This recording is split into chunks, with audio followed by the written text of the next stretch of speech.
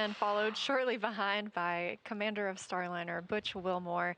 It's really a tough situation for the two of them, and they've handled it like incredibly well. And like, I mean, they're such professionals, which of course they are, but I think it's really like on the one hand, people are like, oh no, they're stuck in space. And on the other hand, it's almost like business as usual, like, oh, people at the International Space Station. But they are in this like pretty unique situation. And so I'm really looking forward to when they come back down and are being interviewed and when they're safe to just like see like how did they feel during that time. Um, I think it's going to be a really interesting perspective. So yeah, it's been quite an evolution over the last 3 months. We've been involved from the beginning through all the processes of assessing our spacecraft, Calypso, and it was trying at times. There were some tough times all the way through. You certainly, as the commander and the PLT of your spacecraft, you don't want to see it go off without you, but that's where we wound up. It's definitely unusual. I think this is the first time that something like this has happened. And I think, in my view, I feel like it's really important for NASA to make decisions that are about the safety of the astronauts. And so when they decided to not send them home on the Boeing capsule, I felt like that was the right decision because if something went wrong, it would have been a complete disaster. You asked what we miss, right? Of course, the things that we always miss, our families. I miss my 2 dogs. I miss my friends. But you know what? Like Butch said, there are so many people on Earth that are sending us messages, and it makes you feel just right at home with everybody when we're able to have those conversations with our friends and family at home. Spaceflight is difficult. It's a lot harder than I think people realize. Like NASA makes it look easy because they just like keep sending people up and keep sending people up, but like actually there's a lot that goes into it, and so sometimes this kind of stuff is going to happen. 6, 5, 4, 3, 2, 1. Ignition. Engine full power. And liftoff of Crew 9. Go SpaceX, go Falcon, go NASA. Liftoff of Crew 9 now soaring to the International Space Station. Stage 1 Alpha. Stage 1 propulsion is nominal. Copy 1 Alpha. The additional people and the additional like ability to conduct experiments, I'm sure that they took advantage of to send things up. They had 2 supply missions in November, so from a kind of supply perspective, they're totally fine. And it's more of just making sure that when they're sending the next crew up, that everything is going to be fine.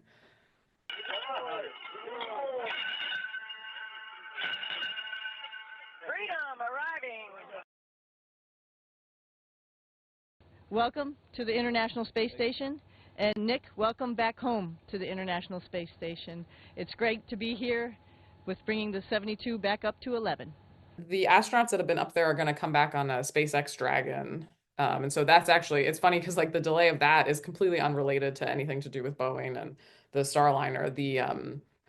This delay is like kind of a standard one of just like, oh, we're going to give ourselves time to, it's actually a new capsule. There's multiple capsules of the Crew Dragon. And so this is a new one. So it's actually like very ordinary. It's just the fact that these are like 2 astronauts that are stuck in space that people are like, they're delayed even longer. And like, it's just like icing on the cake.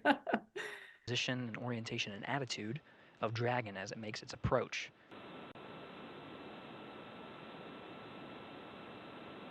Pass over the western border of Quebec. The next time that Boeing sends people up, there's going to be a lot of attention on it. But I think they'll have several, uncrewed missions to test everything out and make sure that they've solved all those problems. So I think certainly whenever it happens, there'll be a lot of scrutiny, but I'm sure that we're a few years away from that.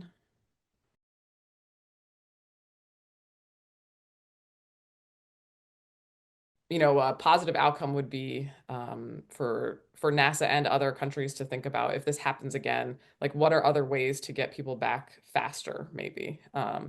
Back when there was the space shuttle, there was some discussion of like, if there was a problem with the space shuttle, is there some other way to get astronauts back down using like the Russian space capsules or other equipment? So I think that kind of discussion could be really valuable if that's something that this will spur on.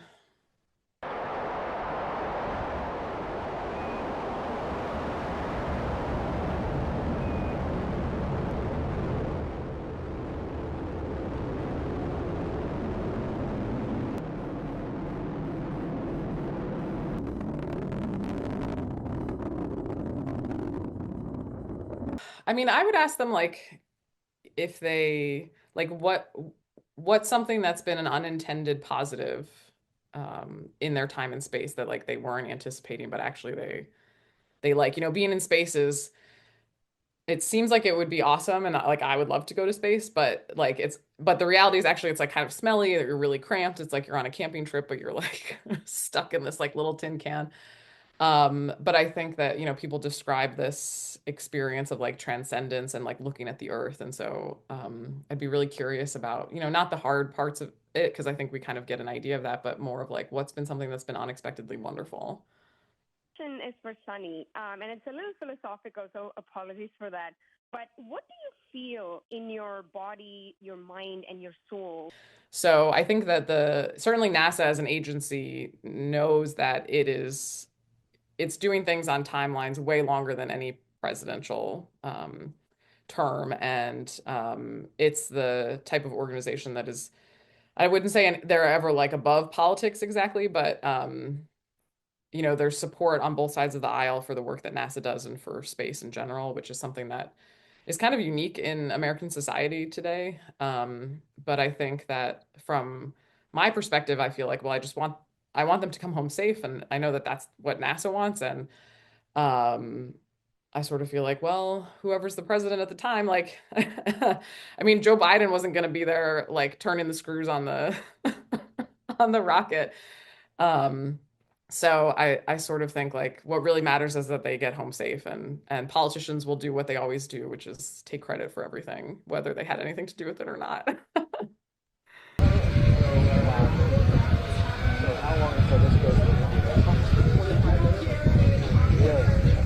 It's essentially around the world in 45 minutes. And like one of the things astronauts talk about is how many days, hours, minutes they spent in space. So these two are going to have a lot to brag about. Deployment of an umbilical from the Dragon to the International Space Station.